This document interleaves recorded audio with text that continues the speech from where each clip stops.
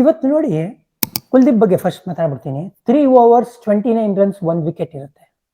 ಅವ್ರು 4th ಓವರಲ್ಲಿ 3 ವಿಕೆಟ್ನ ತಗೊಂಡು 1 run ಕೊಡ್ತಾರೆ.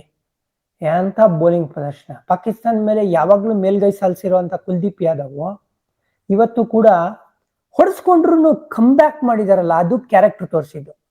ಗುರು, ನಾನು ಎಷ್ಟು ಸತಿ ಕೆಳಗಡೆ ಬಿಡ್ತೀನಲ್ಲ ಅಷ್ಟೇ ಸತಿ ಜೋರಾಗಿ ಮೇಲ್ಗಡೆ ಹೇಳ್ತೀನಿ ಅಂತ ತೋರಿಸ್ಕೊಟ್ಟಿರುವಂತ ಒಂದು ಟೀಮ್ ಇಂಡಿಯಾ. ಅದು ಬೌಲಿಂಗ್ ಇರ್ಲಿ, ಫೀಲ್ಡಿಂಗ್ ಇರ್ಲಿ, ಇವತ್ತು ಬ್ಯಾಟಿಂಗ್ ಅಲ್ಲೂ ಕೂಡ ಪವರ್ ಪ್ಲೇ ನಾವು almost done and dusted. I think 6 over 36 run, ಇದು worst possible power play score ಇಡೀ ಟೂರ್ನಮೆಂಟ್ ಅಲ್ಲಿ ಆಗಿತ್ತು ಟೀಮ್ ಇಂಡಿಯಾದ. ಅದರ್ವೈಸ್ ನಾವು 6 overs 60 ರನ್ಸ್ ಅಲ್ಲೇ ಇದ್ವಿ ಎವ್ರಿ ಗೇಮ್ ಅಲ್ಲಿ.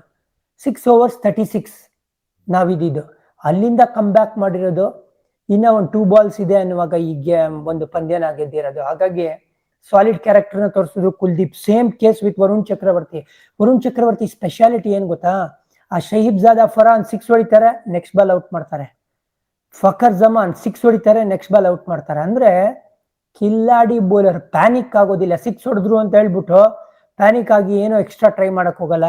ಸ್ವಲ್ಪ ವಾಪಸ್ ರನ್ ಅಪ್ ಅಲ್ಲಿ ಹೋಗ್ಬೇಕಾದ್ರೆ ರಿಯಲೈಸ್ ಮಾಡ್ಕೊಳ್ತಾರೆ ಪ್ಲಾನ್ ಏನ್ ಮಾಡ್ಬೇಕು, ನೆಕ್ಸ್ಟ್ ಈ ಬ್ಯಾಟರ್ಗೆ ಹೇಗೆ ಔಟ್ ತೆಗಿಬೇಕು ಅಂತ. ಫಖರ್ 6 ಹೊಡೆದ್ಮೇಲೆ ಒಂಚೂರು ದೂರ ಇಟ್ಟು gone. Same case with Farhan. ಬಂಬಾಟ್ ಆಗಿ ವರುಣ್ ಅವರು ಬೌಲಿಂಗ್ ಮಾಡಿದ್ದು.